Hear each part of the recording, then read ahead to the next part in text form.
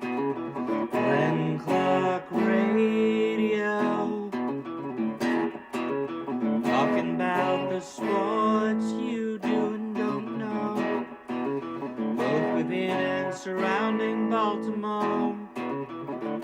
Don't ask him about preseason games, oh no, stuffing things in Griffin Basso. Despite it being on the internet, he can call it what he wants. So, Glenn Clark Radio, Glenn Clark Radio, Glenn Clark Radio.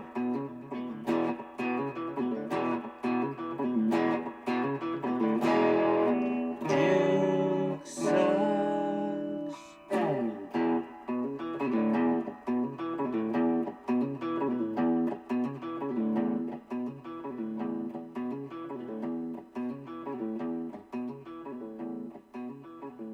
It's a new day. More Flock Nation, everybody in the whole city of Baltimore. I got a lot to learn. Everything is going to be new to me, and I'm excited in attacking this head on like I do everything else. The fans there. I'm not going to sit here and make a bunch of grand, predictions and anything of that nature. I'm going there with one purpose, and that's to help this team get to where it needs to be and where everybody wants to go, and that's winning the Super Bowl. And I know it's going to be very difficult. I know there's no guarantees in this, but I'm going to give everything in my heart and soul to bring a championship to Baltimore. And there's no more words needed for that, man. I'm going to lead by action. I'm going to be myself fully. I'm going to help the organization, help my teammates, help everyone involved get as close as we possibly can and get to the pinnacle. And that requires hard work. It's going to be ups and downs. It's going to be a roller coaster, but ultimately the goal never changes. So I'm so excited. I cannot wait to get out to the city, meet everybody. I've had the opportunity to talk, Yeah, I think that's who he's talking about, Griffin, is you and I. You and I. That's what he's very excited about. Good morning. It is a Monday edition of Glenn Clark Radio. That, of course, is Maxx Crosby from The Rush discussing – where's he headed to, by the way? Maxx Crosby's got a new team. But where? I know he got traded. He did. Okay. I think it's nearby, right? Like here, Maryland. Friday night, huh? Friday night. That's when we're gonna do. It's these good things. for you, right? I guess you were. You say that. I don't know. I mean, there's like two people working in the entire building at that point. It's a very difficult thing to try to be doing seat of your pants radio. Yeah, Maxx Crosby, it won't become official until later this week, and we still have to figure out some of the machinations of that because the Ravens have to clear cap space, and you would assume, based on the fact that Lamar Jackson sent out that boom gif on Friday morning, that he knew, and that perhaps the Ravens had called Lamar Jackson and said, hey, that thing that we keep bugging you about, well, what if you were doing it so that you could have Maxx Crosby? You would assume that Lamar's in on this, but here we are. It's Monday, and we have yet to hear with certainty that that's the case. Still, the part that we know is that Maxx Crosby is a Baltimore Raven, or will be a Baltimore Raven. And 2 first-round picks is a hell of a price to pay. And we can't pretend that it isn't. But it's also the price that you're paying for Maxx Crosby. The best way I could describe it is I'm opposed to trading away 2 first-round picks. I'm very much in favor of trading for Maxx Crosby. If you separate those two, that you have diametrically, then when they meet in the middle, you can understand it. Yes, massive price. But again, you're not just giving away 2 first-round picks. You're not trading 2 first-round picks for Khalil Mack, with all due respect. You're doing it for Maxx Crosby. This isn't a football player or a good football player. This is one of the best football players in modern history. We'll talk about it throughout the course of the morning. We're going to go out to Vegas. Kirk Morrison, Raiders color analyst, will join us a little bit later on. But we begin today with the Ravens' perspective. Joining us now, Super Bowl 35 champion. See him on WJZ as part of their pre- and post-game coverage. He's our friend Qadry Ismail, and he's back with us now here on GCR. Qadry, good morning, sir. How are you? Well, I am, I guess, doing the Maxx Crosby press tour because since he has signed, my phone has been blowing up. Yeah, I believe I that. appreciate it, but it's blowing up. I believe that to be the case. As I just said, I'm not going to pretend like this isn't a big price to pay for a football player. It's a big price to pay, but it's Maxx Crosby that you're getting in return.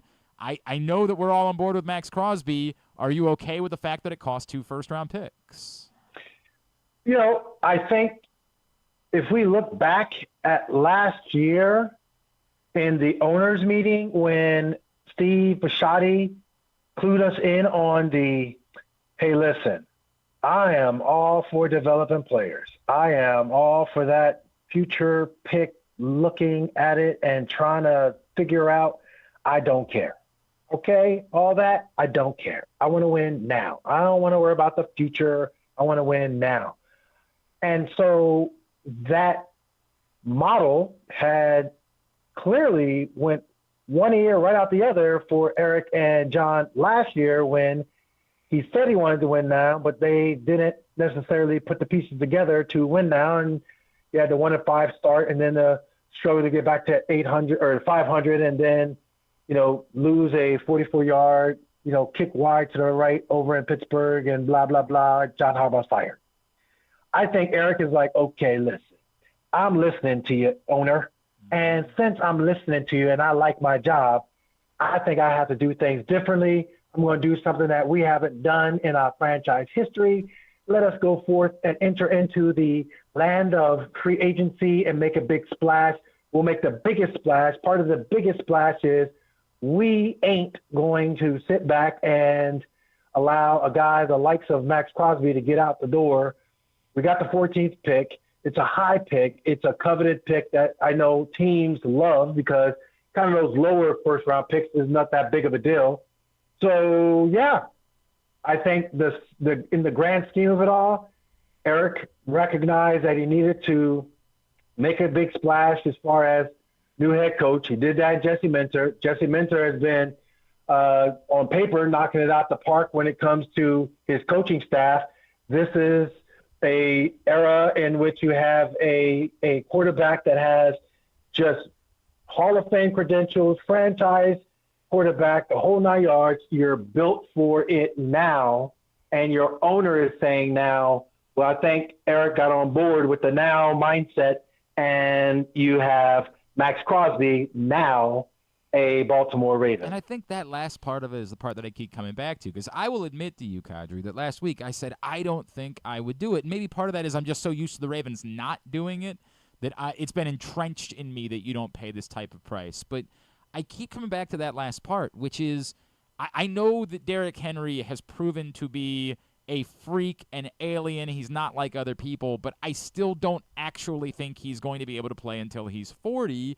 And you've been doing this and trying to get over the hump with Lamar Jackson for some time. I think it's appropriate at some point from a football standpoint to say it needs to be now. As much as the Ravens have said we always want to be good year in and year out, we don't ever want to value one year over another. I think you are kind of too deep into this with Lamar Jackson and uniquely with Derrick Henry to not at some point say this year has to matter more than other seasons have. Yeah, if you want to keep your job.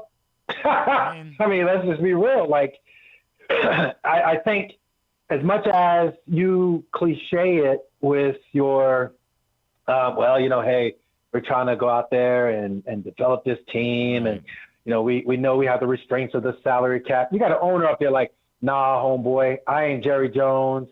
You know, I'm trying to win. I'm trying to get there again. And I don't like how we didn't come up in key moments with the Patriots.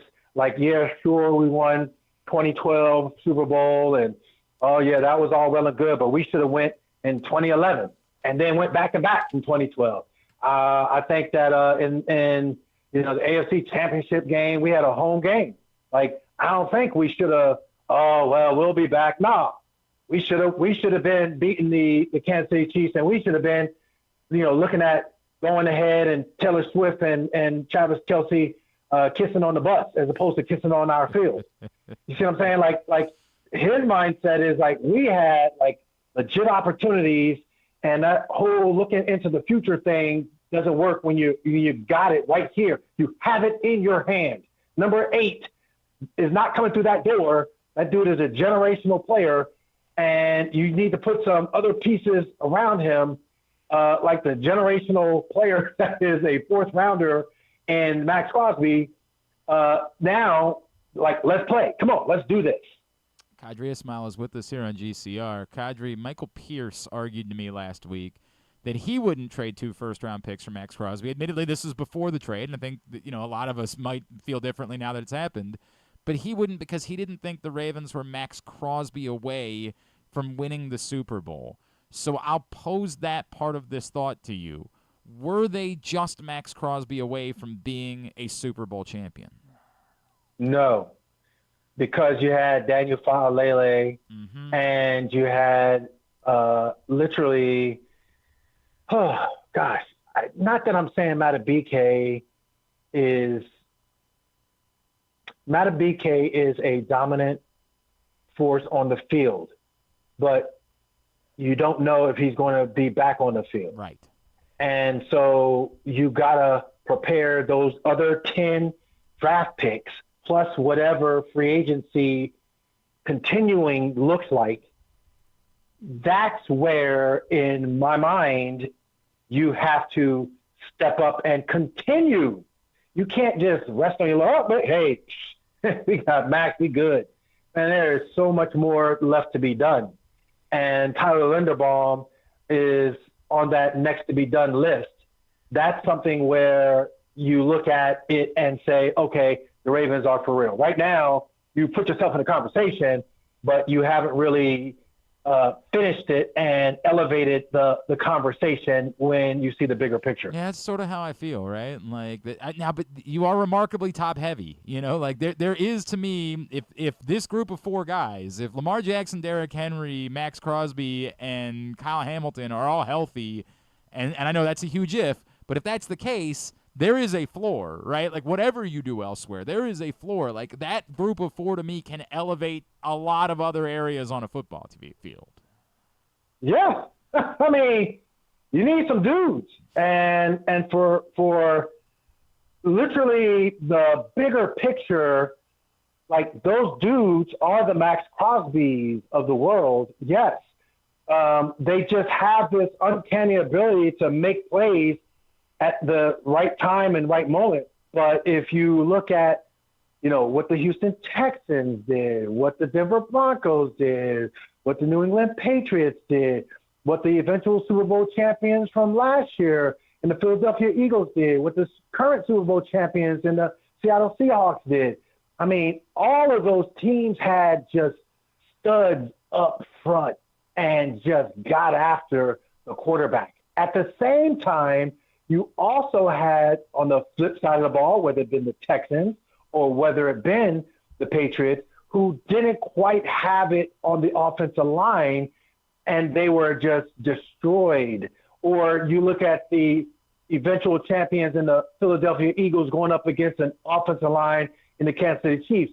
They didn't have it either. So my point is that Jesse Minter, yeah, he is saying, if I can get some dudes on my team, I got the staff that I feel we can develop them and show up and show out when it matters the most to, yes, elevate us into the conversation as the upper tier elite team.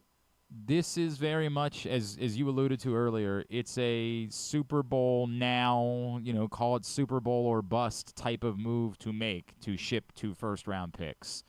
Is it fair to say that to a first-year head coach, to say, by the way, you're here, and we know you need to develop, but you also need to do it right now because we're kind of mortgaging the future to win in this very moment? I mean, who cares? That's what you're supposed to do. No. Like, I'm sure Seattle, was pleasantly surprised with Mike McDonald. Like, he's like, man, I'm built for this. What's up? Like, I'm firing some people if y'all don't get on board. Oh, you ain't on board? You're fired. Okay, come on, guys. I'm ready to go. Like, let's roll. Second year comes around, and all of a sudden they're like, okay, we got a tough division. I don't care. So let's go out there and ball out. What do? They don't care. They don't care about the Rams. They don't care about the 49ers. They don't care about who they play. They're going out there and they win it, and that's why they're Lombardi champions in their second year. Man, Jesse don't care. Jesse, so what? You know what? If this organization, the Raiders or the Ravens, if this organization is culturally sound as far as championship pedigree and all the things, then this is why y'all hired me. I ain't afraid. Declan Doyle might have a little bit more gray hairs at the end of the season, but so what? He's young. His DNA will be okay. His mitochondria will be able to recover, and then he's going to sit back and say, I'm going to have a cigar at the Super Bowl parade. Me and Lamar Jackson going to be like, remember in week so-and-so when we were both sitting there trying to figure it out? Yeah, this is it. Man, I like the sounds of all of that. To your point, there's other things they need to address, and hopefully this week they'll be capable of addressing some of those things because clearly they're not going to have the first-round pick in order to do it. You sound like you're still convinced they could still figure it out with Tyler Linderbaum, and I don't know, man. I think I've just sort of made peace and figured that that's not going to be the case moving forward. I tell you, it's going to be a tight one because negotiations are negotiations are negotiations. I guess next time when you have a guy that has a fifth-year option, as opposed to playing Russian roulette, why don't you just go ahead and give him his fifth-year option? It's tough, man. They got it. I don't feel bad for the Ravens because they knew what they were doing going in, but that's just so tough when the center price is the same as the left tackle price, and it just doesn't feel like that's right. But the Ravens knew that. They knew what the situation was. They knew what time it was, and they put themselves in this position. They got to figure it out. You want to remind everybody about missile training? Yes, missile training is going hot and heavy, and missiletraining.com is where you can interact with me if you want your human movement and sports performance training needs met. The non-traditional way, giving you the best opportunity to be the best expressing yourself on whatever field or court that you are on, or if you just want to move, like my 70-year-old, my 86-year-old, my 72-year-old clients do on a daily basis. At I am Qadry Ismail is, of course, how you find him. Q, always appreciate you, brother. Thanks for doing it. We'll talk soon, all right? Absolutely. Appreciate you. Qadry Ismail with us here on GCR. These are all of the ramifications. And look, this is difficult because some of the next ramifications are going to start to come to fruition literally in about 45 minutes. Like, I am trying to sort of to keep the focus on the Maxx Crosby of the conversation right now because some of these other parts are very much moving parts. And we don't do we'll just stay on all day and react to every single signing. Well, the Ravens probably aren't going to be making a ton of them. They don't. We could do that. They don't do that. I have a couple of things on the docket for today. Be tough. If they do something noteworthy, we can hop back on. That will be an option. I don't know what the next step is going to be. My gut told me this put the final nail in the coffin for Tyler Linderbaum, but as a lot of people have pointed out, the center market really has kind of fallen into place. Which is interesting. It is when everyone thinks that this big tight end, or everyone's thinking the same way, we don't want to give this guy that much money, and we're going to find a way to just bring back the guys that they know, or right, or aren't going to be the top of the market, at least at the center position. The Chargers already addressed it. The Bears already addressed it. So the two that have astronomical cap space availability, New England and Vegas, right? Those are the. Well, and that's Vegas has truly astronomical cap space availability, and there's only so many guys available to spend money on. And so to me, that's always been my concerns in the Linderbaum market were the two places, like New York and Cleveland, obviously, and then Vegas. Because at some point, Vegas has to spend the money. And what else are you spending on in this market? Yeah. So I know that there was a lot of tea leaves this weekend, a lot of Twitter rumors that said, I don't know, might be coming back, might be falling back into place for Baltimore to get Tyler Linderbaum back. Maybe so. But again, we're 43 minutes away from the market opening. And I get it. This is what makes it weird. At some point, you weren't exclusively negotiating anymore. We say this is the legal tampering period. It's so weird how when the legal tampering period opens, immediately you start hearing about deals. That's crazy. With figures and that's nuts, right? Because if they just started talking to the guy. Ain't that wild? Or ain't that something? They're just simpatico, Yeah, that must be the first call they made. They're like, those are the exact numbers That's I was hoping to unbelievable, hear. right? Yeah. That's incredible. So that's why I'm skeptical. But again, I'm not doing the reporting part of it. I did not. I took my kids to the Navy game yesterday, which I don't really want to talk about. I really don't. Let me tell you something. My 11-year-old is very astute. Because he started screaming about the clock. Screaming before anyone else. About the clock. I mean, immediately. Immediately. Started screaming. They were waiting for, them to announce his name. What are they doing over? He's screaming about it. I'm like, buddy, come on, man. They're about to. We had a lovely day. It was a lovely day. Man. But as it turns out, maybe we should have just gone to the St. Patrick's Day parade that was impacting traffic in Annapolis, and instead of, oh God, that was just gut punch. I hope that Navy gets into the NIT. I really hope that the NIT, I know that they're not. Yeah, I mean, I guess they don't have to. They don't have to, and they're not going to.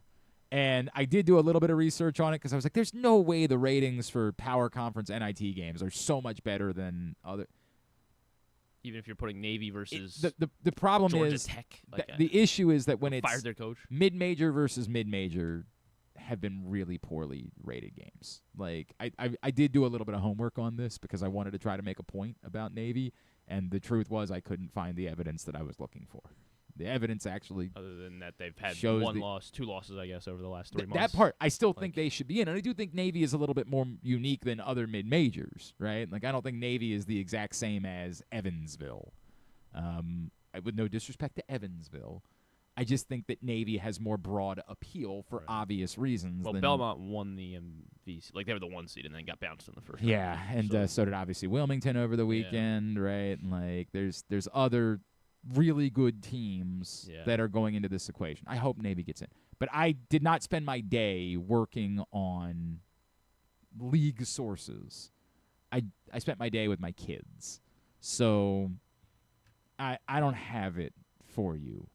My gut tells me if you're now 40 minutes away from Tyler Linderbaum being able to sign with any team, that I don't think it's going to be Baltimore. But if everybody else signed their center because they just decided they're not paying Tyler Linderbaum that money, that all of the reports about the crazy money that Tyler Linderbaum was going to get, the crazy money just actually isn't there, then, sounds good. Sounds good. It wouldn't be the first time ever that a player has gone to free agency expecting to break the bank and ended up back in Baltimore. Brandon Williams got to free agency. That wasn't Ronnie Stanley before. It was free agency opened. Everybody talked about how much money Brandon Williams was going to get. That I don't know how many years ago. This is 10, 11 years ago? Maybe 12? I don't know, something like that. He got into free agency, and the money wasn't there. And so he came back to the Ravens offer that was still on the table. I'm trying to think of whether or not Tyler Linderbaum is more desirable than Brandon Williams. I mean, famously, Ray Lewis, right? In 2008? 2009. In 2009, famously, Ray Lewis became a free agent. Had his camp leak out to the public that he was moving on, which is, as we joked about before, why it's kind of funny when he talks about, him. I was only in one place my entire career. He tried to leave. The problem was the market wasn't there. Rex Ryan decided he wanted Bart Scott more than he wanted Ray Lewis. Thank you, Rex. Appreciate you. The Cowboys were supposed to be the team that was going to overwhelm Ray Lewis with an offer, and it just didn't happen. Now, I get it. Ray Lewis was far deeper in his career at that point than Tyler Linderbaum is. But it was Ray Lewis. This has happened where players have gotten to free agency, and it still worked out that they ended up back in Baltimore. But I don't know. I'm still skeptical about that. I presume we'll get an answer in the next couple of hours. I presume. Be really weird if he was one that was just lingering around. And I guess the longer it goes, the more likely it seems that he somehow ends up back in Baltimore. Every element of this is different. Hilariously, when this happened on Friday night, I was on with Zrebeck on WBAL. Really? Yes. Wow. We were together for the 9 o'clock segment, and it was at 9, Like 20? I don't know. 10 p.m., Yeah. I want to say, that Schefter first tweeted it out. And earlier in the conversation, I had said, the Ravens aren't doing this, right? And he had agreed with me. They weren't doing it. We were like 4 minutes removed from putting this to bed. This Diana Rossini tweet from Friday morning that got everybody riled up. I was like, look, I hear you, but this is just something the Ravens don't do. And the Ravens don't do it is such a part of this story. There's so many layers to it. The Maxx Crosby layer is unimpeachable. I say it's unimpeachable. There will be people that will bring up that Maxx Crosby is going to be 29 before he plays it down in a Ravens uniform. That he has had a total of 17 sacks over the last 2 seasons and didn't play for 5 games in 2024 and didn't play for the last 2. I know that's complicated. He says he could have played. That's part of the reason why we're having this conversation. There will be people that will suggest that Maxx Crosby is moving to the downside of his career. And the only thing I can say in response is, maybe? He was also on the Raiders, who were That I think an awful football team. But I think the context that's more And- important for him statistically, there's a couple of things. One, we also know that Maxx Crosby is not just a pass rusher, right? Like He's a 3-down. Yes. He plays the run. So while the Ravens need him to be a pass rusher, like they need him to be a game changer on the edge, he's not just that. And so only looking at his sack totals, which I do think is the most important part. You can't trade 2 first-round picks for someone that's going to give you 8 or 9 sacks. Like, he has to be double-digit plus to justify 2 first-round picks, but he is more of a complete player and, in a way, more of a true defensive lineman than a natural edge. We've just, over the years, taken,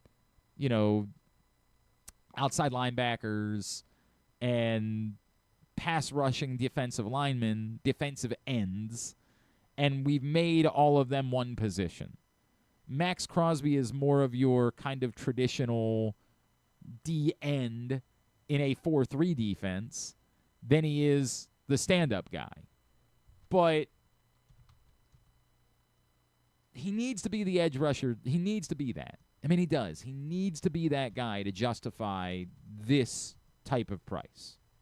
Still, the one that I kept coming back to, that Warren Sharp tweeted out on Friday night, that I kept having to reread in order to get the context and why I think it matters so much.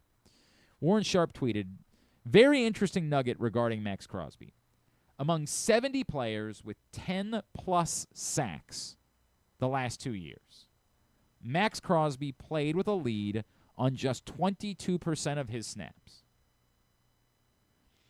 So I think that when hearing that, you need to digest it a little bit more.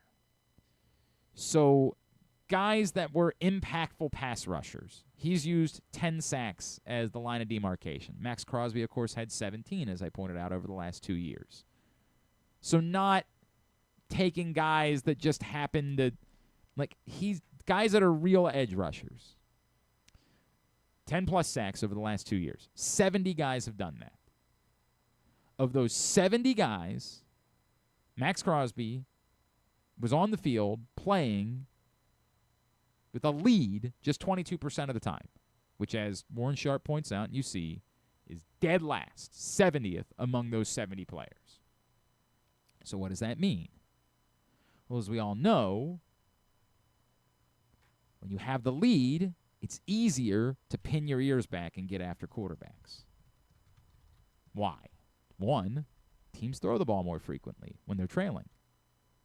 When they have to make something up, they're more inclined to throw the ball. So you're more inclined to tee off. You say, get after them. They're throwing the ball. They have to throw the ball. They're trailing. Maxx Crosby didn't have that luxury in Las Vegas because 78% of the time he was losing or tied. And it's not a simple equation.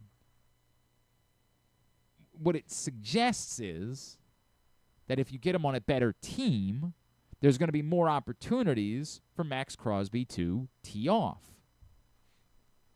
Don't worry about the run. Just go get the quarterback. And all of a sudden, what was a 10-sack season last year, in this context, might become a 13 or a 14-sack season. And the math isn't that simple. You don't just get to give him. You don't get to say, well, your 10 sacks are really 14. But the context matters. If we're looking at whether or not the reason why the sack numbers were down was because, and by the way, Warren Sapp, not Warren Sapp, I don't think. Maybe he's tweeting about it too. Yeah, ask. But Warren Sharp adds that the Ravens have led with 43% of the time, which is 7 to 32 teams. And of course, that includes a year ago when they weren't nearly as good.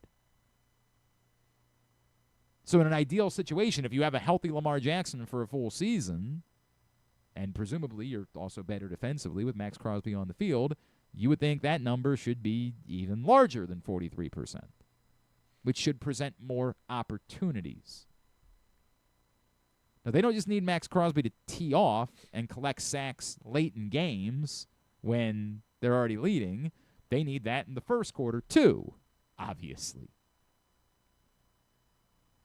But I do think the context matters, specifically if we're looking at the sack total alone and debating whether or not Maxx Crosby is on the downside of his career. I thought that was the best context I read all weekend about that particular question.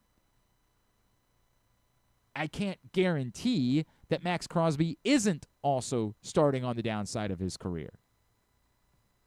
But we're also not in an era where edge rushers, in particular, are falling off the face of the planet at 30 the way that we thought running backs were. Khalil Mack just signed again. It's not going to be Baltimore. It's not going to be a Jesse Minter reunion. And he was very impactful last year. Was he 35 last year? I think it might have been 36 last year. 35. Yeah. 35. Or he was 34. He turned 35 in February. 35 in February. Yeah. We all saw Calais Campbell, I think, is 42 at this point. My God. And he's more of a true defensive lineman than an edge rusher. I'm not opposed to it. I'm not suggesting that the best football, though maybe just getting to Baltimore will bring out the best football of Maxx Crosby's career in the next year or two. But you can't go back. You can't be 26 again. But there's nothing that says that edge rushers can't still be wildly good. I mean, he's still younger than T.J. Watt. He's still younger than Myles Garrett.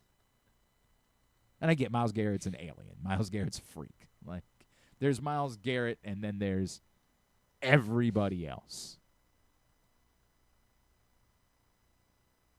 But there's Myles Garrett. If we're doing tiers, Myles Garrett here, T.J. Watt and Maxx Crosby here.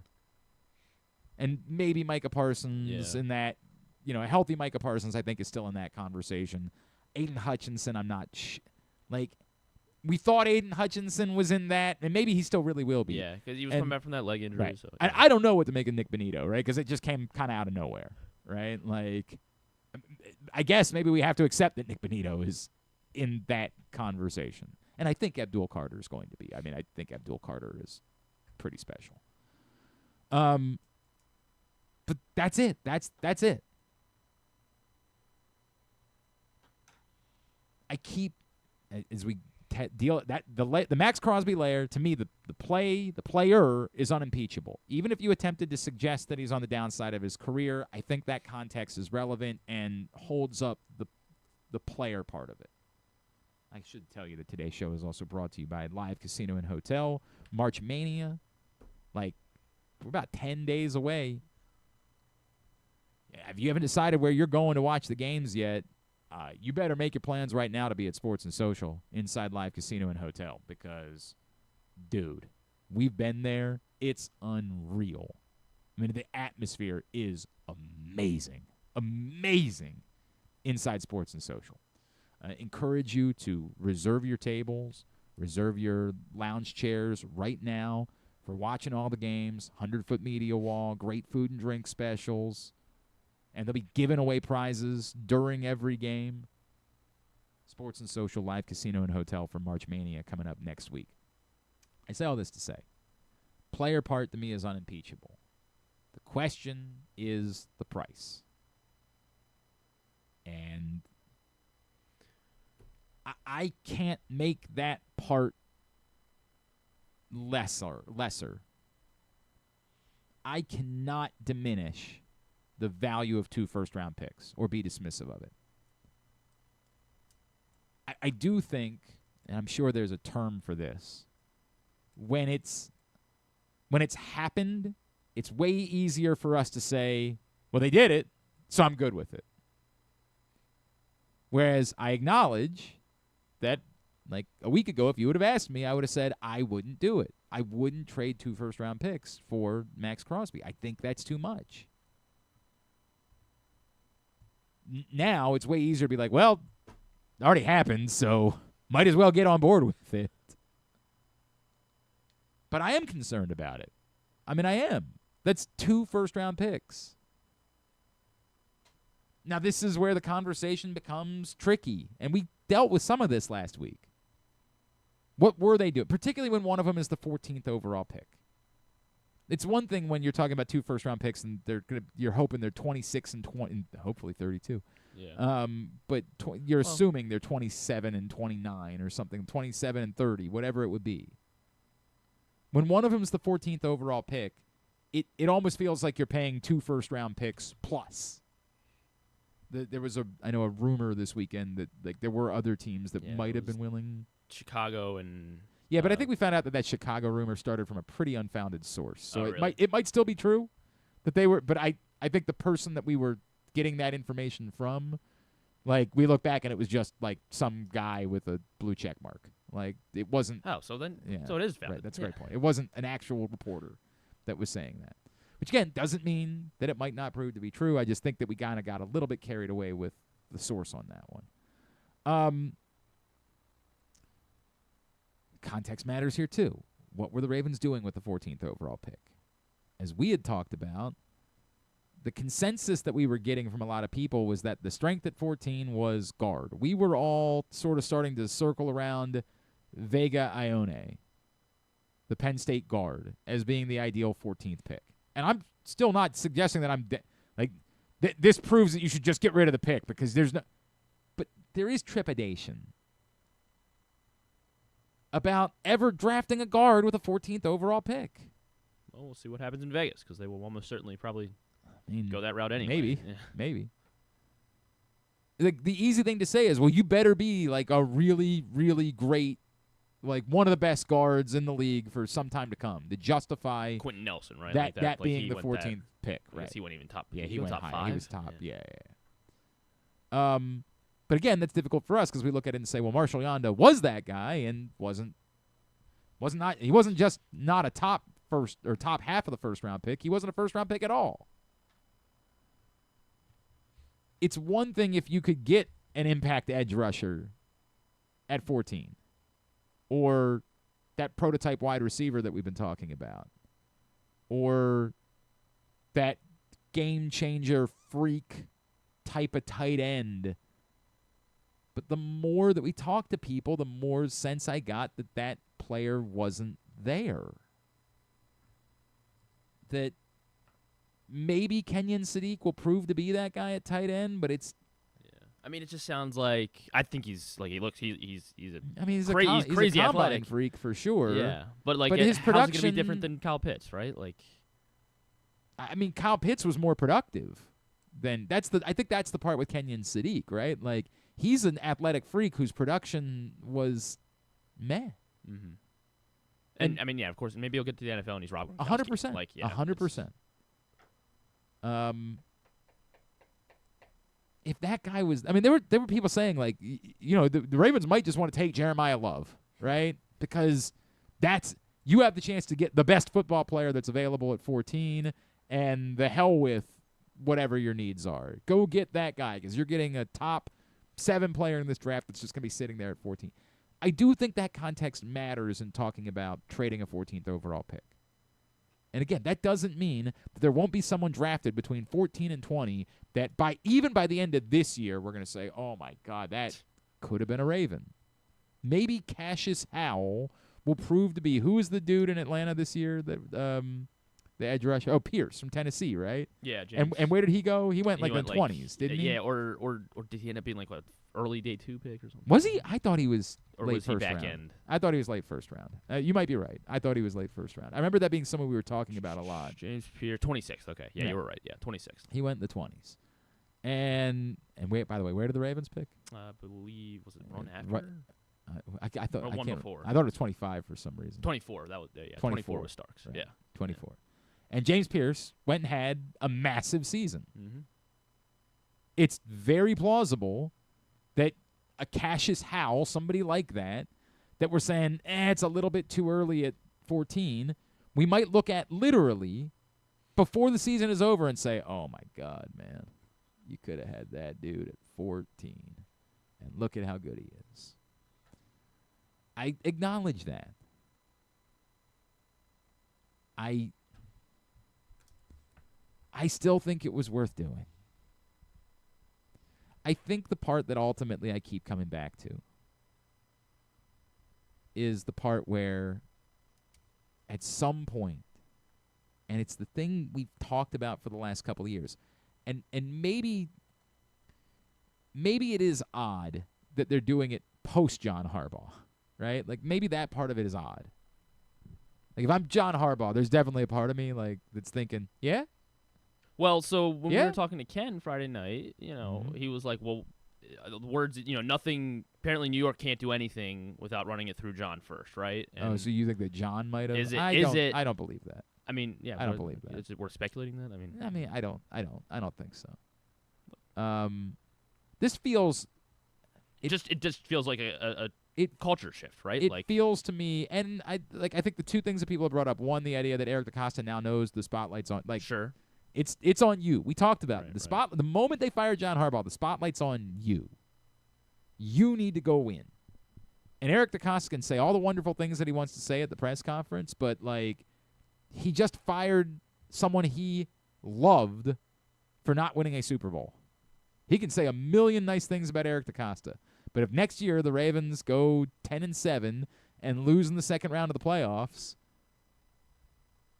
and these young edge rushers aren't improving, and we're looking at the draft and saying, right, you've got Kyle Hamilton and what exactly? And Nate Wiggins is still a guy, and Malachi Starks is still a guy. The spotlight does shift to Eric DeCosta. I think that part of this is real. I also think the Steve Bisciotti part of it is real.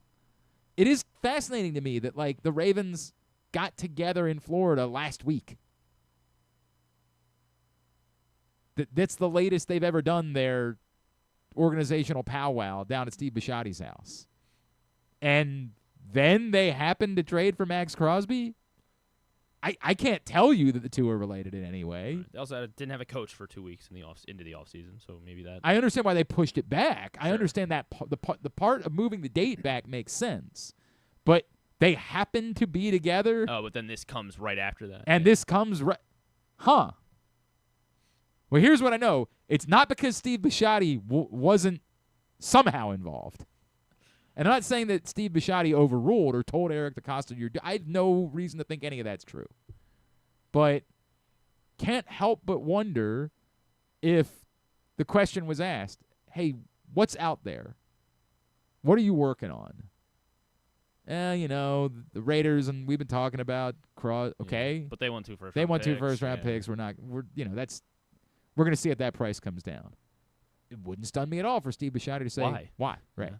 Why are you waiting for the price to come down? No, it's just, we don't think he's worth that number. Why? That's the way we value players.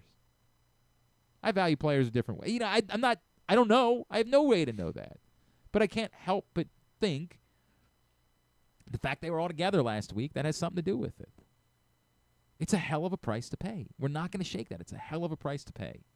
But the win now part of it, it screams at you. They fired a coach for not winning a Super Bowl.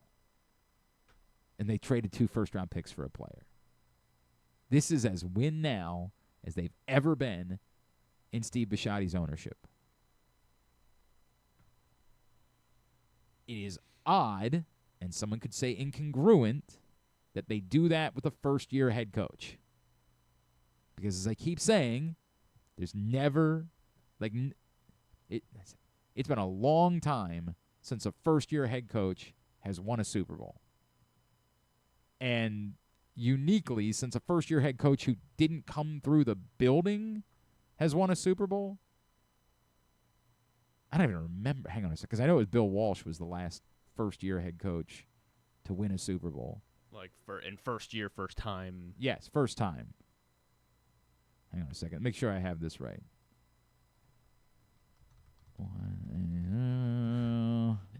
This is good stuff. Yeah, so not Gruden because he had experience. Yes, he had experience. Is not Seifert, first season with a new team. You're saying like Seifert, right? Seifert to Walsh. Right, Walsh to Seifert. Oh, Seifert was he was just an extension of Bill Walsh. Gotcha. Okay, so he was on that staff. Correct. It was just an extension of Bill Walsh. And then I know Don McCafferty also won a Super Bowl, the worst Super Bowl ever played.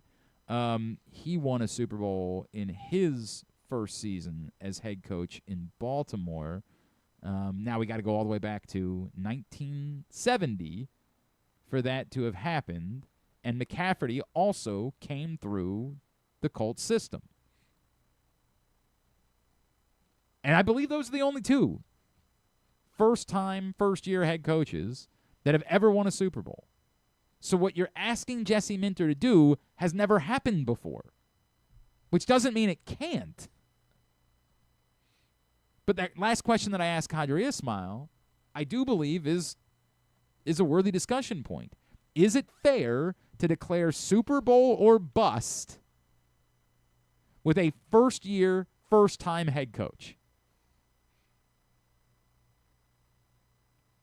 That's tough, man. That's tough. But this move screams Super Bowl or bust. Now, if you want to say, well, but it's Super Bowl or bust within 2 years. And now you can say, well, Mike McDonald literally just did that, right? Yeah. Like, you could say that. You're praying that Derrick Henry is still this in 2027. And again, Derrick Henry is such a freak that maybe he is. But I think your window really is right now. So the part that you could say is incongruent would be the coaching hire. That they seem to hire a coach defaulting back to the Ravens' philosophy. Let's get the right guy for 10 years, not for this year. But making this Maxx Crosby move suggests, no, actually, we meant this year. And so I think it's fair to point out that those two things appear to be a bit incongruent. Which doesn't mean that either one of them is wrong. Maybe Jesse Minter is about to make history and about to become the first rookie head coach to ever win a Super Bowl without having come through without just being a promotion and extension of the previous, coach. The first, how do I say that the right way? The first rookie, an in-house promotion, right? Like, but it's not. But there's got to be a better way for that to roll off the tongue. The first in-house hire, like a but he's not an in-house hire. The other two were in-house. That's what hires. you mean. You mean a I'm saying the in-house. first non-in-house hire. Yeah. And I know somebody would say, well, it kind of is in-house. He's 5 years removed from being involved. He's not an in-house guy. He's not just carrying over the Ravens system. Outside hire. The first rookie head coach outside hire to ever win a Super Bowl. Maybe Jesse Minter's about to do that. Maybe,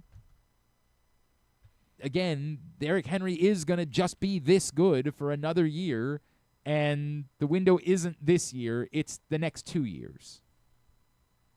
But those two things... Especially if Lamar's not going to... What? They're not going to figure out this contract with Lamar. That part of it is still... I mean, they have to do something between now and Wednesday. They cannot get... You legally have to be under the cap by Wednesday. Well, they'll just add on. So they're just going to add 10 void years? Yeah, 10. I mean, they have to do something. That has to happen. In the end, it all adds up to, okay. Well, yeah, add 10 so that way you can make sure you get Linderbaum in. Right, great point. Yes. I'm on board, but I'm on board acknowledging this is high boomer bust.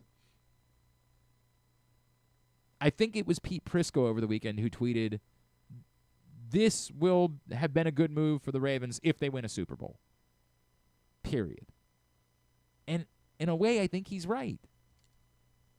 That's the only way for this to be but that's okay. You're doing this to do that.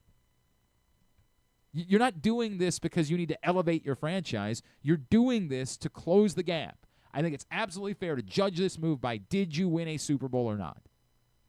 Until this moment, the boldest move the Ravens had ever made outside of the draft, right? Because drafting Lamar Jackson was trading back into the first round. Drafting Lamar Jackson was the boldest move they had made ever because there were lots of teams that were never going to draft Lamar Jackson.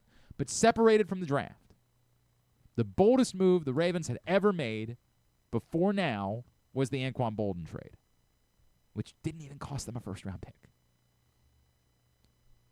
But it won them a Super Bowl. I think it's absolutely fair to say the judgment of this trade will come down to, do the Baltimore Ravens win a Super Bowl or not? Period. And they're going to have to be better drafting outside of the first round.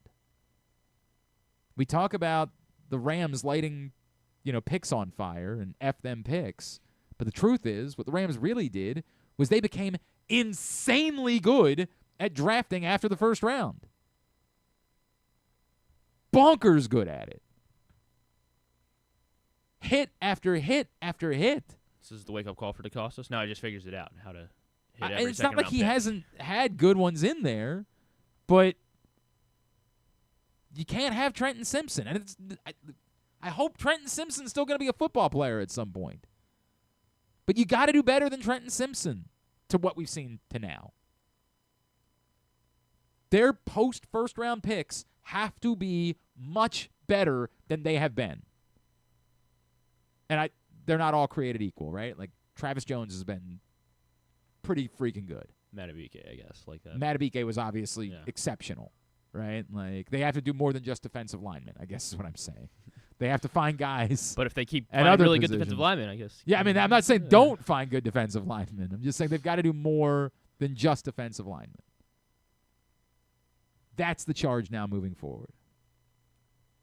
Come back in. Kirk Morrison is going to join us from Vegas, get to some of your thoughts, and a couple other notes from the weekend as we continue on a Monday edition of Glenn Clark Radio.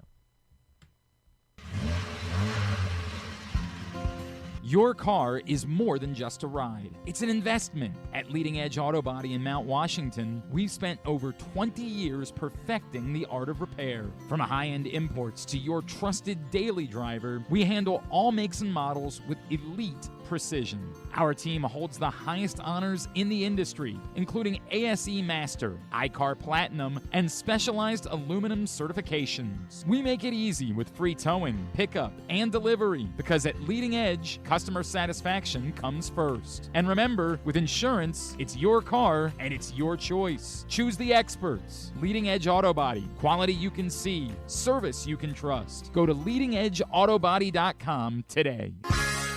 The weather's getting cooler, so when you and your family are picking out a place to dine, be it lunch or dinner, let's make it nice and easy. Now, with 2 great locations, the Costas Inn remains your #1 destination. Whether you want to get steamed crabs and the full Costas menu out at the original location at 4100 North Point Boulevard, or sample the complete menu minus the steamed crabs at the new location above the grandstand at the Timonium Racetrack, Costas is your place to go. Check out the website, CostasInn.com, for a look at the menu, and if you want to plan that crab feast, call 410-477-1975. The Costas Inn. You've been injured in a crash. Your medical bills are piling up, and the insurance company is giving you the runaround. You don't just need a lawyer, you need results. At Warnken Law, we represent the injured across Maryland. Whether it's a car accident, medical malpractice, or a serious injury, we fight for the maximum compensation you deserve. We've been voted the best personal injury law firm in Maryland for a reason. For us, 443 Results isn't just a phone number, it's our mission. Get the advocate you need. Call Warnken today at 443 Results or visit warnkenlaw.com. That's 443 Results. Call now. Gambling can be a fun and entertaining experience, but there are risks involved. If you're planning on betting on the game at the casino or on your phone or computer, know your limit, stay within it. Set a budget and a time to stop. Remember, gambling isn't a financial solution, and it doesn't mix well with alcohol or drugs. Know the risks and have a plan before you begin gambling.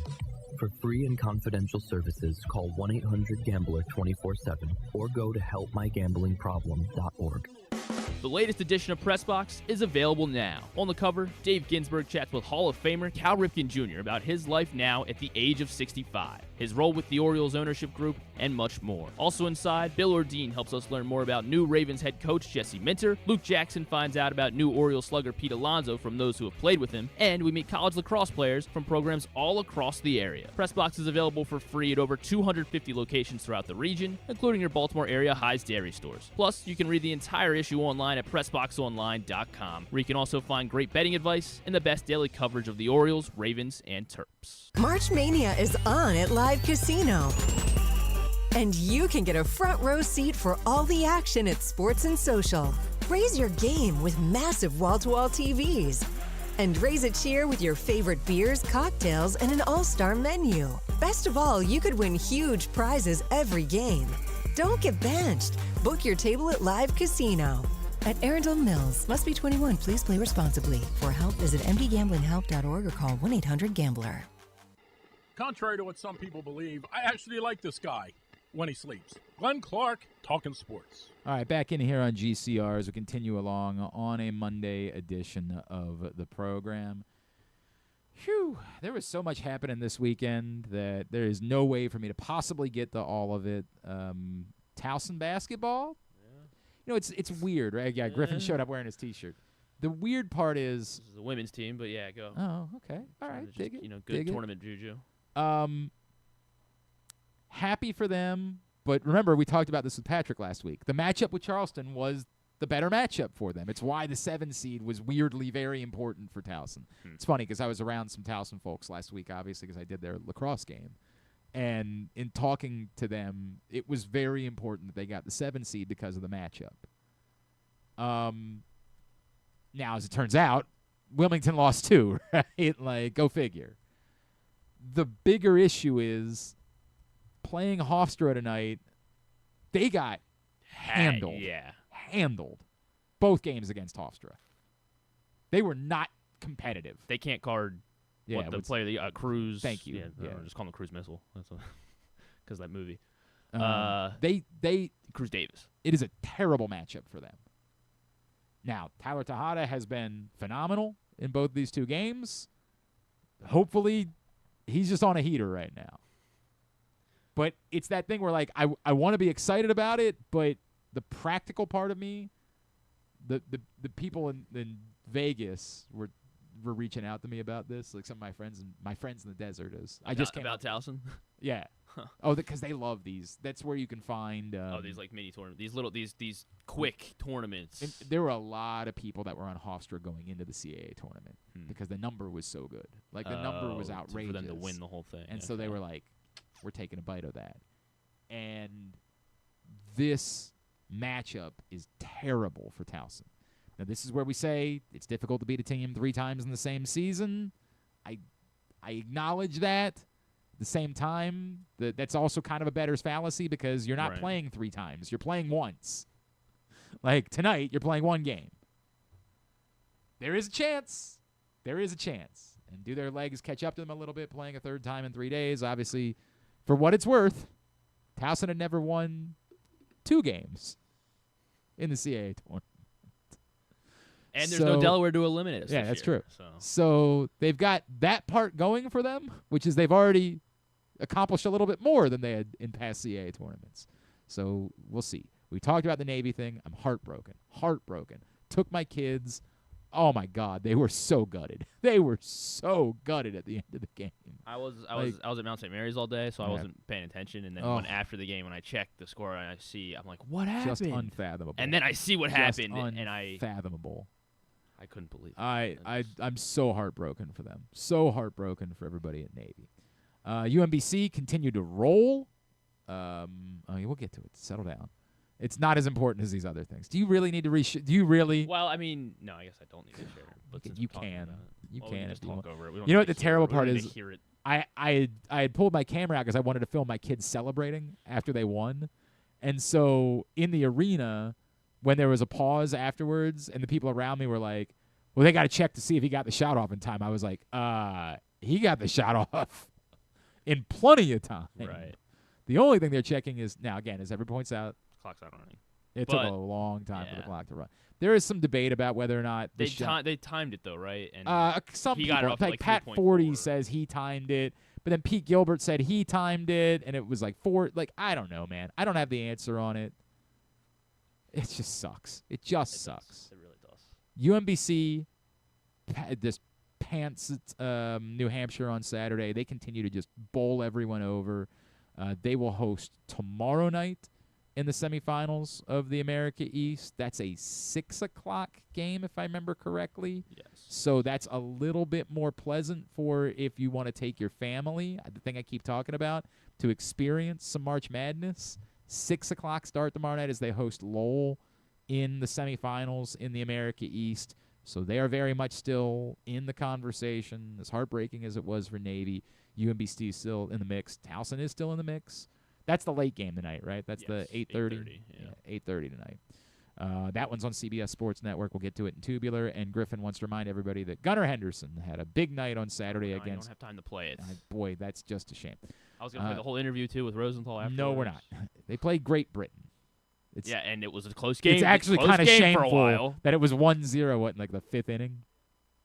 Not great, but yes, Gunnar Henderson, what did he go? 4 for 5 in that game.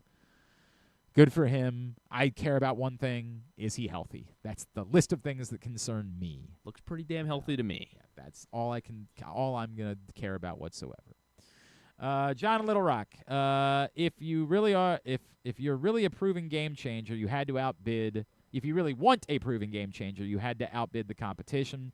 Well done, Ravens. This was a seismic shift in the Ravens' way. They felt this was the time to change it up and make a big move. Yeah, I mean, that's where I'm at. let's talk more about what it is the Ravens are getting after shipping 2 first-round picks to Las Vegas. Joining us now, one of our favorites, man. He's always kills it every time we have him on, whether we've been talking college football or the Raiders over the years. He is a former linebacker, now Raiders radio color analyst. It's a pleasure to welcome back into the program Mr. Kirk Morrison, who is with us now here on GCR. Kirk, it's Glenn in Baltimore. Thank you for taking the time for us this morning, man. How we doing? Everything. Is it afternoon or morning? It's afternoon. Technically now it is. You're right. It is Come now. on, man. Tampering is Tamper legal time out now. there. That's a great point. Let's get to it. Let's get to some tampering. Kirk, I'm going to put it as plain and simple as I can because everybody knows what a good football player Maxx Crosby is. But right now, in 2026, was it worth trading 2 first-round picks to get this version of Maxx Crosby? Well, 100%. 100%. I think you got to do it, especially if you're a team that is really all in, that you need a guy that can be your closer, a guy that can be your starter and your finisher. And that's what Maxx Crosby is. When you look at the Ravens, they've been drafting guys, whether it was Green and Owe and, having Van Oy. You've drafted multiple guys that have been there, and it just has not worked out, or the production hasn't been there. And so grabbing Maxx Crosby, I think, helps out tremendously and gives, I think, this football team a chance to truly represent the AFC in the Super Bowl. There is some concern here that Maxx Crosby is 29 years old, that he's had I know I'm going to snicker as I say this, just 17 sacks over the last 2 years. Is there any concern that he is moving to the downside of his career?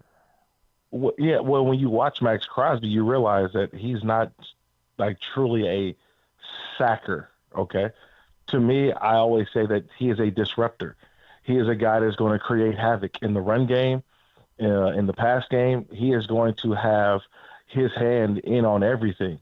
So as many times as we've seen, where he gets to the quarterback and yet, it's a hit or it's a pressure. It's being able to adjust and make the quarterback have to do something that the quarterback doesn't want to do. Maxx Crosby's great at that. You don't even talk about all his batted passes that he's had. And also where he's intercepted or batted a screenplay away. If you sit down and truly watch his game, you realize it's not about the sacks all the time with Max. Here's a dude that when you're, right on the biggest drive of the game for an opposing offense, and then all of a sudden he gets a tackle for loss on second down, which makes it 3rd and 15, and you get off the field on 3rd and 15. It may not be a sack, but it's a crucial play in a series that gets you off the field that doesn't go down as a number or a statistic. Those are the types of plays I've seen Max make year in and year out since he's been a Raider. He is Kirk Morrison. He's with us here on GCR. Kirk, somebody would point out, hey, you just traded 2 first-round picks. You still need this guy to be putting the quarterbacks in the dirt. I followed up to say I thought the context that Warren Sharp offered this weekend was really interesting, which is that Maxx Crosby the last 2 years has been on the field with a lead on only 22% of his snaps. And as we all know, when a team is trailing, they have to throw the ball more. They're at least more inclined to throw the ball. Sometimes they have to throw the ball. Is it fair to assume that even if we acknowledge everything you just said, that he's more than just a sack artist, but that you put him on a team that is leading a little bit more and teams are forced to throw a little bit more, that those sack numbers probably would have ticked up a little bit over the course of the last 2 years? You really fell in love with that tweet, huh? I did. From Warren Sharp. I did. The context was so good to me. You thought it was amazing. A banger. You were like, oh my goodness. Kirk, it was a banger to me. You thought it was a dagger. Yeah. It was like, oh my God, I'm gonna really get the people going with this one. Nah, I'm joking. But I sit there with context and says, just remember, Maxx Crosby is going to draw a double team. He's going to draw a triple team. He's going to do things. Remember, the opposing team knows that we've got to stop him. He's a game breaker. And if we don't stop him, then we're not going to be successful. You guys have seen it with T.J. Watt or, the guys on the Steelers. You've seen it with Myles Garrett. Look at what Myles Garrett is able to do each week in and week out in that same division. It's going to be similar with Maxx Crosby as well. If you give him more opportunities to or passing opportunities for an offense, he is going to affect the quarterback. But I keep saying it. It may not be just in sacks. It will be different. He is going to do things that helps others around on the defense. So, like, again, he may not get the sack, but the ball's out, and all of a sudden Marlon Humphrey takes it for a pick six. May not go down as a stat, but it will go down as a big win for the Ravens or a big defensive stop. Those are the types of plays that I've seen Max create for others and also create for himself. So, yeah, you can have the more sacks, but to me, the sack numbers don't equate to wins. Our defensive player of the year had the most sacks in a season in NFL history. And what did that get his football team? Nothing. A whole lot of nothing. It got him a whole lot of money and That's got true. him That nothing, is a good point. Yeah, like nothing. So Yeah. you can say, oh, well, he can have the most sacks. Well, who would you rather be right now, Myles Garrett or Maxx Crosby? Obviously. I would say I'd rather be Maxx Crosby because I may only get 10 sacks. I may get 8 sacks, but I will be more impactful for a team that's going to be winning, whether I go out and get 23 sacks or 24 sacks and I get nothing behind it after that. Kirk Morrison with us here on GCR. Kirk, I wonder the other side. Like, Maxx Crosby is such a public person. Obviously, we saw the video this weekend, and he's been doing the podcast, and he is a darling in the media. What exactly will Max – we know how much he loved Las Vegas and the Raiders, but what will he bring off the field to the locker room as a fit? It is very much Lamar's team, but Lamar has never been the most demonstrative type of leader over the years. What is Maxx Crosby going to be in this Ravens locker room? Excuse me. You know what? He's going to be, I think, just Maxx Crosby. And when I say Maxx Crosby, he's going to be the first person in, first person out. I mean, he might as well give him some janitor keys and a security guard badge because he's going to be there before security arrives at the facility. He's going to leave when security's leaving. Like, that's the kind of dude that he is. He leads by example. He's not a big rah-rah guy. He's not a put the hand up in the air. And, I mean, you guys have been used to Ray Lewis for so many years when he was there. He's not Ray Lewis. So don't worry about that part of it, like him coming in and having to find his way as a leadership. He is a guy that just his work speaks for itself. And I promise you, he is going to raise the level of Lamar Jackson. I promise you that.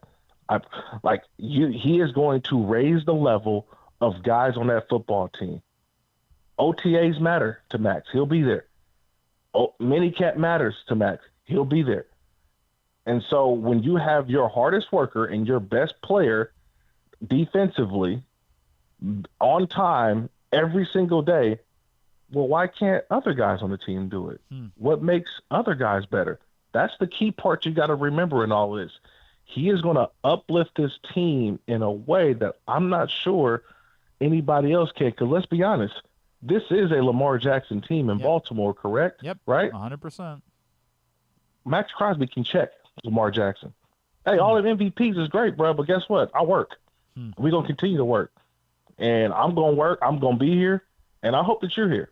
And I hope that he's going to be here. So that's the kind of thing. Well, how can Maxx Crosby come and Lamar Jackson's not here at OTAs or minicamp? And I'm not speculating of that, of him doing that or not, but we know that, Lamar Jackson has missed those. Maxx Crosby's not missing. I'm just telling you that now. So if a guy like Max can do that, it's going to put onus on everybody else to step their game up as well. Is there any world where that becomes friction at some point? Has that ever been the case? No, I mean, when your hardest worker outworks everybody. Yeah. I mean, I covered the Rams for 9 years, and I tell you this, covering the Rams, I got a chance to see Aaron Donald at practice every day, man. That dude, again, not a big rah-rah guy, but when your best player is your hardest worker and is there every single day, I can't take a day off. I won't take a day off because if he can do it, I most certainly can do it.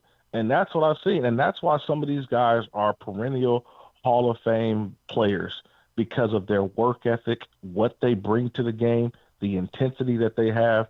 That's the part that Max brings. There's not been a guy in with the Raiders that have come in and said, okay, I'm going to work. Well, they try to work out with Max and they can't keep up because the guy's there before the sun comes up and he's getting after it every single day, even in the off days. So when you have that kind of player with that kind of commitment, it's going to rub off on the younger players or players who have already been in the locker room. Like, man, this dude comes in and he's working. I got to do the same. That's the part that I'm talking about, him elevating other guys where it won't be friction. How can I get mad at it? Like, it's actually going to make me question if I'm working hard enough, if I'm getting to the goal quick enough. I would assume that would have unique value for a first-time head coach as well. Yeah, absolutely. I mean, Jesse Minter has been a guy who I've known for a very long time. I knew a long time ago when Wink Martindale was the DC over there. Okay. And Wink told me, hey, that's going to be a head coach soon. And this is when Jesse was like assistant defensive backs coach. Wow. He was like, we can't even keep this guy. And so I met Jesse then and watched him work. And, I was talking with him when he was at Vanderbilt and then obviously goes to Michigan. I actually talked to him on the sideline last season when the Raiders played the Chargers. And I'm like, man, you've been destined for a head coaching job. And then, boom, later on, look, he's now the head coach of the Ravens. So, look, he's been around football. He's been around a lot of good guys. And if you want to take a look at what Maxx Crosby can be in the defense, go take a look at what Khalil Mack was to the Chargers last year and Tui Pelotu, right? And Owe when he got to the Chargers. Maxx Crosby's on another level than that. So that's where you start at when you look at Jesse Minter's defense and what I think Jesse's going to be excited about in working with Maxx Crosby. So I guess I'll ask this the way that I can. Everything that you said Sure. about Maxx Crosby, then why didn't it work? Why couldn't the Raiders figure out a way to repair it to have him be the centerpiece of the Clint Kubiak era? 5 coaches in 7 years. I'm just trying to – I feel for Max. I was there too. I played with the Raiders for 5 seasons. I have 4 coaches in 5 years. It is frustrating to be told the same thing year after year. Oh, this year's going to be different. This year's going to be different. Max had 5 coaches in 7 seasons, 4 general managers, and now a team that's primed to probably draft a quarterback number 1 overall. I think you say, look, I'm not into the rebuild. I'm not into restarting. I think last year was a huge year for that, and you give a guy who gives his all, and you win 4 games. Like, it's like, I'm frustrated. I want to go somewhere and play some meaningful football games, right? I want to play in January, okay? And that's talking about late January games, but also the playoffs. He's only done that once with the Raiders, and that was a knockout to the Cincinnati Bengals. So that's why it didn't work out, is because the franchise, I think, also failed in having some continuity, some consistency. When you have that much turnover, and especially at the quarterback position, there's no stability. So guess what? The stability is there now with the Baltimore Ravens. Last one for you. What will this mean for the other? Like, Mike Green is a really important part of the equation here because the Ravens spent a second-round pick on him. There was a belief that he was a first-round talent a year ago. What will being you bring up the double teams that Maxx Crosby, everything that Maxx Crosby is going to do. What could this do for someone the Ravens want to believe can be a major type of talent and impactful edge rusher on the other side? Yeah, I think a lot of it is still like the scheme. What I think Jesse's going to bring is going to get guys that, obviously are going to be able to move around a little bit and find some one-on-ones because he's going to get the one-on-one now. Maxx Crosby is going to, again, it may not result in sacks, and I want to make sure I temper that because people are going to expect him to be a 15, 20 sack guy. That's not who he is. He is going to be a ton of tackles for loss, pressures, opportunity, just getting off the field that don't go down in the stat sheet. But what he's going to do is give those other guys like Green and those guys the one-on-one. He's going to get opportunities for those guys to get one-on-ones and just go win. They don't have to worry about anything. Can they win the one-on-one? And that's where the defense has to go. That's what Maxx Crosby presents. And when you know you've got the one-on-one coming, trust me, you can be able to go out there and make some moves. And I think that's what I saw from a couple guys on the outside next to Max. We had Malcolm Kuntz a couple years ago, had a career year and got a big contract after that. So you've seen some guys opposite Maxx Crosby really, I thought, made some plays and really got the Raiders' attention, that they kept them and made not necessarily Max expendable, but they realized, hey, we got some things that we want to work with, but we want to give Max an opportunity to go and play for an organization, help that organization win, but we get 2 first-round picks in return. He is Kirk Morrison, and you can follow him on social by finding Kirk Morrison. Just go to Kirk Morrison, and you got it. Kirk, is there anything else that we can plug for you, brother? Oh, yeah, man. I started Tackle for Loss TV. So Tackle for Loss TV, at Tackle for Loss TV on Instagram, on Twitter. I just started it at the Combine, so I'm really getting all the content out. But one cool thing I have is Fernando Fridays, and that's highlighting Fernando Mendoza on Fridays. I can see why everybody in Las Vegas in particular would be interested in that particular content. Yeah, absolutely. I'm checking that at Tackle for Loss TV. Very cool. Kirk, always appreciate you, brother. Thanks for spending the time with us this morning, man, and look forward to doing it again real soon, all right? Gosh, all right, man. Go ahead, unrepost that Warren Sharp tweet. Man, all right? Let it go. You're killing me. Let You're it go, killing me, man. Kirk Morrison. You got sucked into the Sharp, You're like man. telling me there's no God. tooth fairy or something. Man, I hate that. You thought he had a banger. All right, man, I'm out. You, brother. Appreciate you. Kirk Morrison with us here on GCR. Man, I really killing me. Kirk Morrison's killing me. One edge rusher that Maxx Crosby's presence will not be helping is Draymond Jones. Draymond Jones is headed to New England. It's crazy, right? Because it's, as we were just saying, they worked all of that out in minutes. The years, the numbers. It's just incredible. Down to the 0.5. It's really incredible how that works, that you weren't allowed to talk to a player until literally a couple of minutes ago, and they were able, and he didn't need to hear from any other teams. He just needed to hear the one offer from the Patriots, and he was like, I'm good. Maybe he talked to like 8 different teams. The deal came at what, 12:09? So well, hang on, 8 teams. yeah. Well, hang on. We saw before that 12:09. it got tweeted out at 12:08. Oh, it did. Okay. Which meant, because you can't tweet it immediately, obviously, and you had to make a graphic, the whole thing. Yeah, right. Yeah, So, Schultz had a graphic ready. Yeah, like 12:06 is Everybody probably had when it these happened. graphics So ready. it probably only took 6 minutes. You're probably right. The Colts had an entire video With for Alec Pierce ready. Yeah. Going back to Indianapolis. It's just nuts. I mean, that's amazing how they're able to do that so quickly. It's almost like, all right, anyway. A couple things from Joe. Joe asks, Glenn, I feel like the part that it's missing was Maxx Crosby really 2 first-round picks better than Trey Hendrickson would have been? And I saw a couple people talking about that on Friday night, and I feel like that's a two-pronged conversation.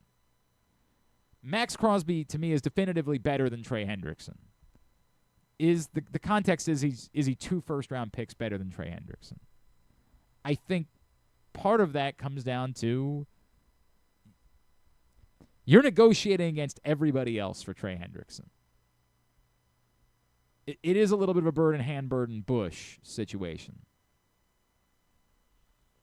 Could you have landed Trey Hendrickson? Potentially.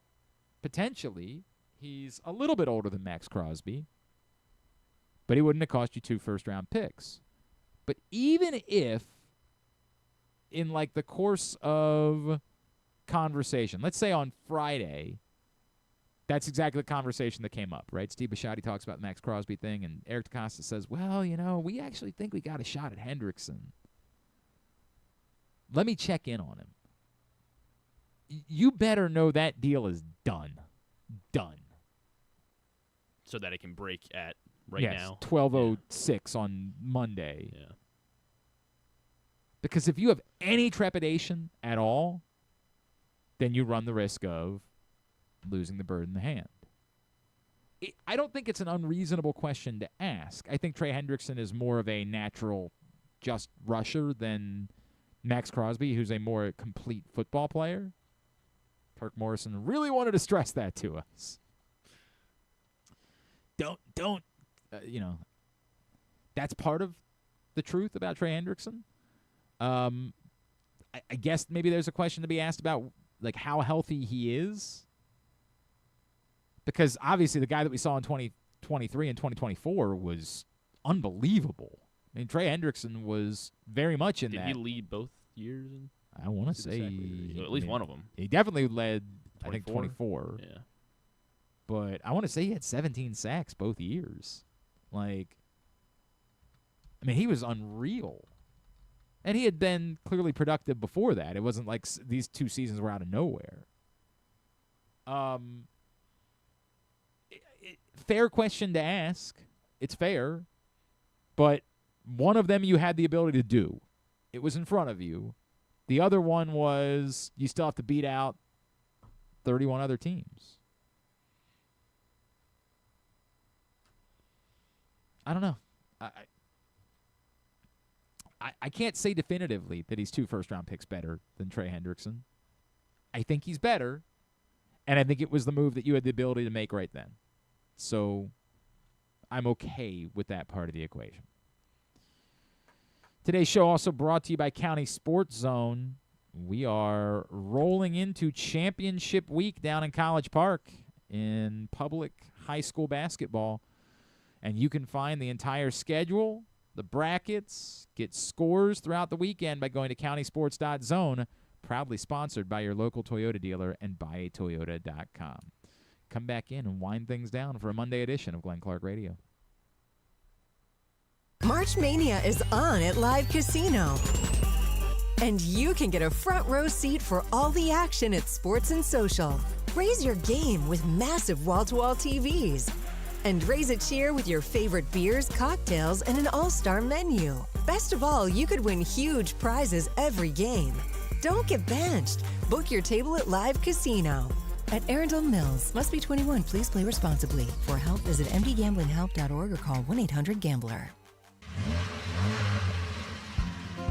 Your car is more than just a ride. It's an investment. At Leading Edge Auto Body in Mount Washington, we've spent over 20 years perfecting the art of repair. From high-end imports to your trusted daily driver, we handle all makes and models with elite precision. Our team holds the highest honors in the industry, including ASE Master, iCar Platinum, and specialized aluminum certifications. We make it easy with free towing, pickup, and delivery because at Leading Edge, customer satisfaction comes first. And remember, with insurance, it's your car and it's your choice. Choose the experts. Leading Edge Auto Body. Quality you can see. Service you can trust. Go to leadingedgeautobody.com today. The weather's getting cooler, so when you and your family are picking out a place to dine, be it lunch or dinner, let's make it nice and easy. Now, with 2 great locations, the Costas Inn remains your #1 destination. Whether you want to get steamed crabs and the full Costas menu out at the original location at 4100 North Point Boulevard, or sample the complete menu minus the steamed crabs at the new location above the grandstand at the Timonium Racetrack, Costas is your place to go. Check out the website, costasin.com, for a look at the menu, and if you want to plan that crab feast, call 410-477-1975. The Costas Inn. Gambling can be a fun and entertaining experience, but there are risks involved. If you're planning on betting on the game at the casino or on your phone or computer, know your limit, stay within it. Set a budget and a time to stop. Remember, gambling isn't a financial solution, and it doesn't mix well with alcohol or drugs. Know the risks and have a plan before you begin gambling.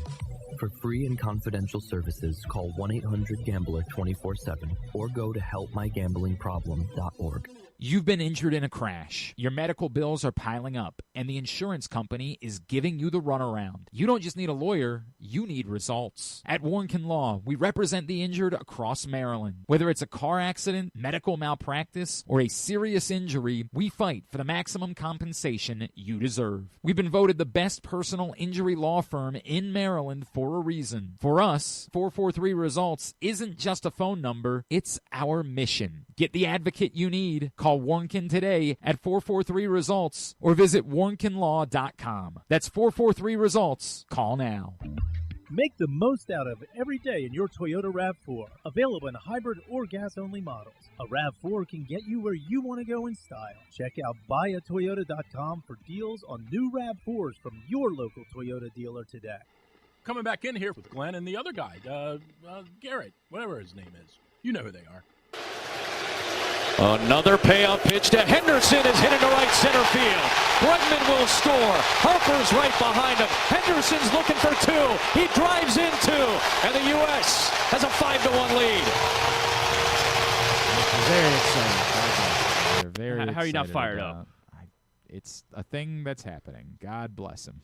God bless him. Hold on, I'll have the Dean Kramer highlights ready in a second.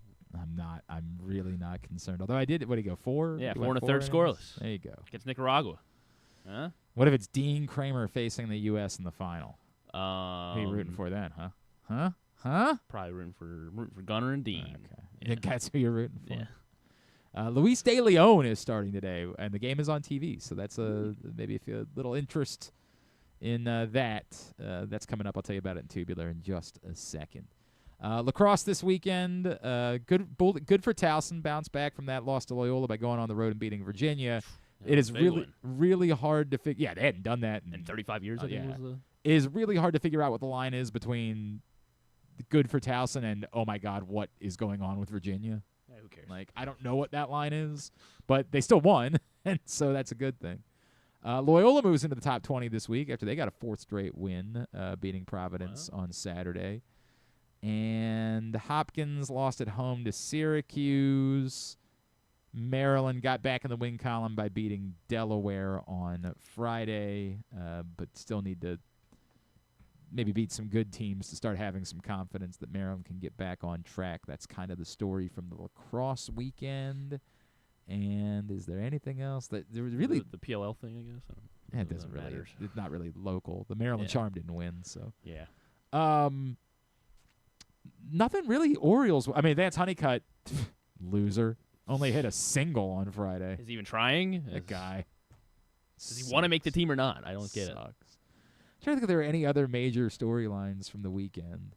It was kind of humorous that Tyler Wells still started after they had said that they were committed to him in the bullpen, but I get it. It's spring training. It's just about the order in which someone pitches. Still looking on a little bit more of definition on what Tyler Wells' role will be. A lot of people have been talking. We talked about it before our show got blown up on Friday. We had Ben McDonald on, and we were talking about this idea of Tyler Wells.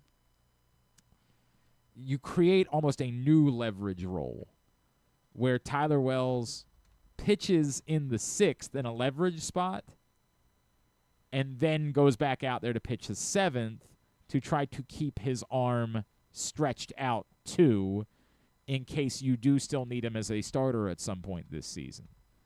Being able to do that, though, requires, particularly while Kittredge is sidelined, it requires Grant Wolfram, Rico Garcia, Dietrich Enns, at least some combination of those guys, obviously Keegan Aiken, has to be reliable in leverage spots.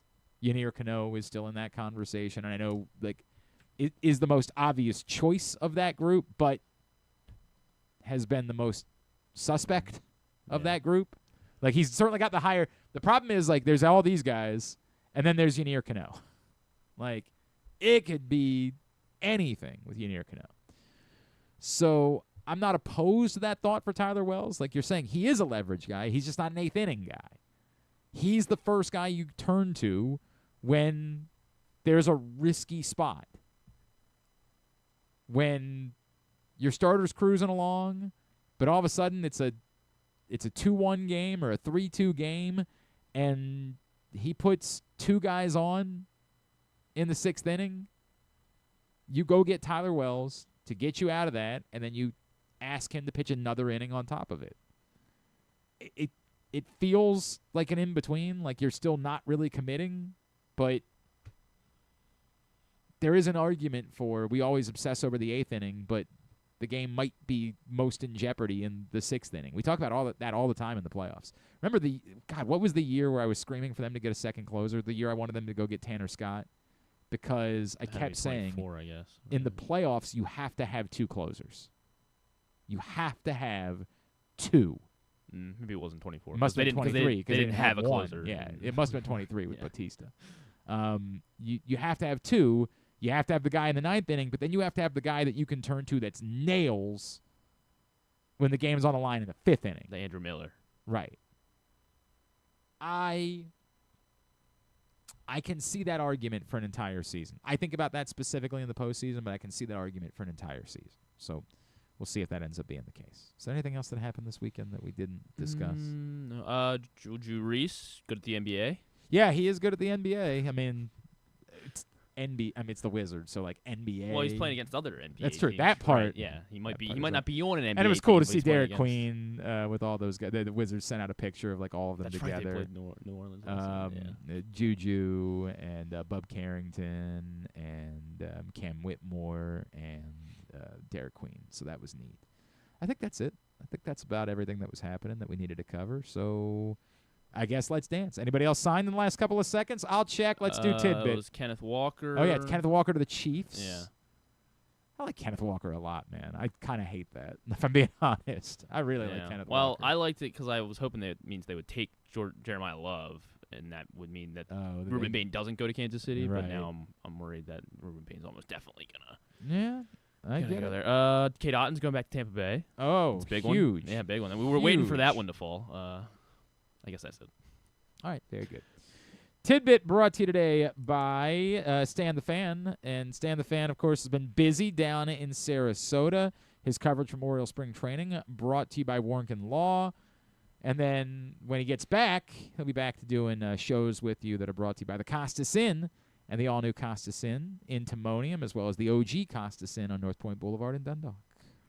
Juju Reese, first Wizard player to have 10 offensive rebounds. You better not be asking a trivia question about the Wizards. That better not and be the 10 case. defensive rebounds in a game since January 30th, 2010, when Who the F knows? who grabbed 10 offensive boards and 10 defensive boards? Not a for the chance in Wizards hell. in 2010. Yeah. What was notable about the 2010 Wizards? Was that the year Paul nothing? Pierce was on the team? No, it wasn't. It was after that for Paul Pierce. Yeah. 2010. That's His name started with an A. His last name started with a J. Anthony? No, it was Andrew? Antonio. No. Antoine Yeah. Jameson. Antoine Jameson. Hey. So you knew your Yeah, Wizards definitely, trivia. yeah. So yeah, congrats to Juju on that. God, how many ant names was I gonna go through before I was gonna get Antoine.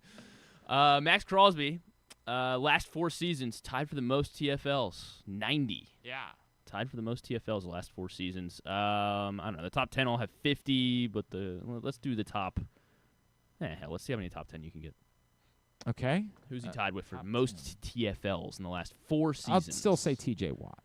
T.J. Watt is 5th on this list. Loser. Yeah. That guy sucks. Only 56 TFLs for T.J. Watt. I'm glad he doesn't play for us. Yeah. Got to do better than that. How about? I mean, Myles Garrett. Myles Garrett is tied for first alongside Max. 90 TFLs. For both of them, Myles Garrett has 67 sacks. Crosby has 44.5 sacks. I mean, it helps. Yeah. Micah Parsons. Micah Parsons, yes, he is 6th. 1 behind T.J. Watt. So you got 2 guys between Garrett Crosby and Watt Parsons. And I think it's because Micah and TJ just missed a little bit of time. Right. Yeah. You're trying to figure out when do you start pivoting towards defensive tackles, but I'm not there. I'll say Danielle Hunter. Danielle Hunter is 4th on the list, yes. 67 TFLs. Behind Garrett Crosby and 1 other in the top 3. I'll take a step. Chris Jones. Chris Jones is 8th. But that's top 10, It is right? top 10, yes. It is top 10. You were like acting like it was a terrible guess. Well, I was setting it up for you to name the 3rd guy, and then Oh. you named the 8th guy. Okay. Chris Jones is on the list. Jesus, man. It's on the downside of his career. Cam Jordan? No. Is he still playing? He played last year. Oh, he did? He did. I don't know if he's playing this year or not. How many years total is this? The last 4 seasons. Last 4 seasons. All right, there's got to be a Bosa. There is, yeah. Because it's Nick. It is Nick, yes. 54. Behind Micah, ahead of Chris Jones. 7. That's the only Bosa. It is the only Bosa. 4 seasons? That probably means Jared Verse doesn't quite get there, right? No. Yeah. How about it's somehow still Calais Campbell? No. Not Calais Campbell. How about Von Miller? No Von.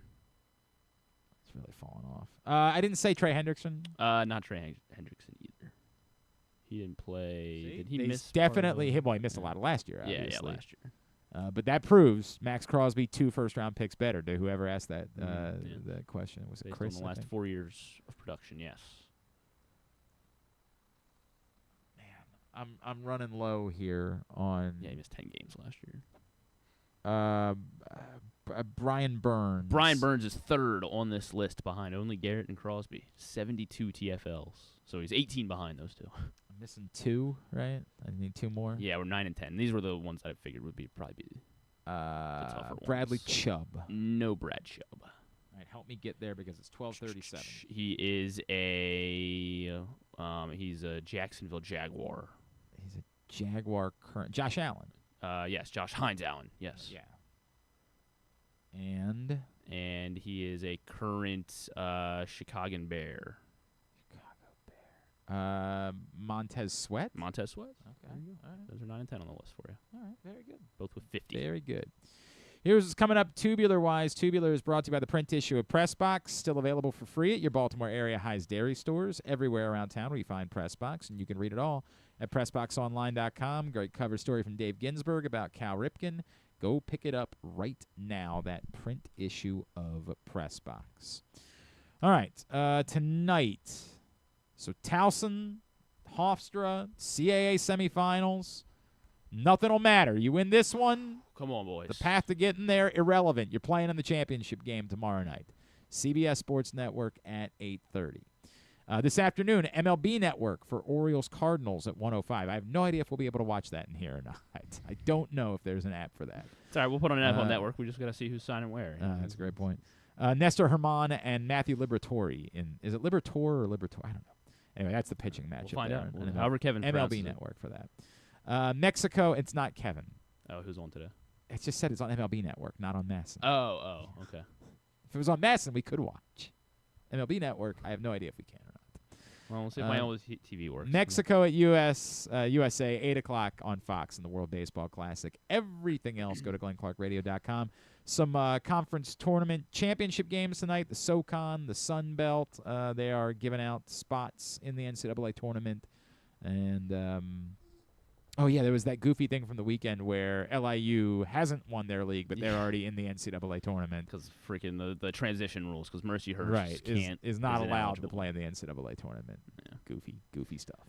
Non-sports, anything? Top Chef Season 23 on Bravo. Okay. At 9 o'clock. And then since it did so well in theaters, they want to get it out to streaming as quick as possible. Melania is available in Prime Video. Hell yeah, bro. I think it was Amazon who paid for it. I think they bought off the president by paying like an absurd amount of money for a thing that was going to make no money. It's a whole. Oh, what are you talking about? I thought people loved it. I thought everyone and their daughters and their brothers and their sisters and. I mean, it was a hell of look, man. Like as bribes go, it is a hell of a bribe, babe. It's a hell of a bribe. All right, very good. Thanks today to Kirk Morrison. Thanks also to Qadry Ismail. We'll get that up in the greatest hits section of the Killian Murphy and Maggie Gyllenhaal. Tab it. Seth Meyers. GlennClarkRadio.com. I watched Hamnet over the weekend. And? It's beautiful. Exactly. It's beautiful. Yes. Thank you. Oh, what a beautiful film it is. But it's not for me. It's a very beautiful film. Tomorrow on the program, Trevor Rogers is joining us. Yes. Wow. Yes. I've heard of him. That's exciting. Yeah. We'll talk to him about year 3 in Baltimore. And we'll continue to discuss whatever happens free agency-wise today, stuff and things on the program tomorrow. We're scheduled to talk NFL draft with Chad Ryder from NFL Network. Yes, that as well. It's just a little bit awkward because the Ravens don't have a draft pick. We, of course, normally do weekly draft segments all the way up to the draft. I'm not saying we won't cover the draft at all, but obviously the wind is totally out of the sails for the NFL draft with the Ravens not having a first-round pick. But we'll still cover it somehow, some way in the coming weeks. Jalen Phillips to Carolina for $120 million. That's what happens when there's only so many players available, and you got to spend the money. Thanks to everybody at PressBox, all of our great sponsors and partners, including Live Casino and Hotel, the Costas Inn, Baltimore area High's Dairy Stores, Leading Edge Auto Body, Warnken Law, 1-800-GAMBLER, HelpMyGamblingProblem.org, Quigley's, CountySports.zone, your local Toyota dealer, and BuyAToyota.com. Thanks to Griffin at Griffin_Bass. Follow us, Twitter, Instagram, and TikTok at Glenn Clark Radio. Have a great. Are you trying to show me something before the show ends? Well, Fernando Tatis just hit a grand slam, so I wanted to see if I could find it. Great. The DR's going crazy. I want to find it. Sure, that's true. Have a great Monday evening. Go Towson. Yeah. Duke sucks.